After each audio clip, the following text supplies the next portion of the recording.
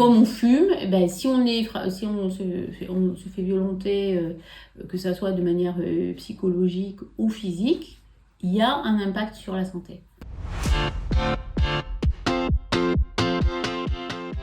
Bonjour, je m'appelle Hélène Ekenroth, je suis gynéco-obstétricien au sein de la Maison des Femmes et je vais vous présenter les conséquences psychologiques des violences sur la santé des femmes.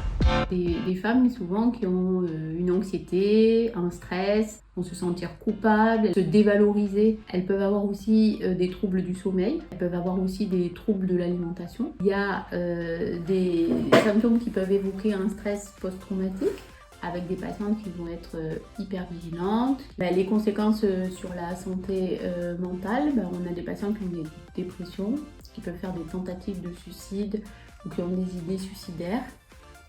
Il peut y avoir aussi une agressivité envers elles-mêmes, donc il peut y avoir des mutilations. Il y a souvent des patientes qui ont des addictions pour essayer d'oublier ou pour arriver à surmonter le stress qui est engendré par la situation de violence.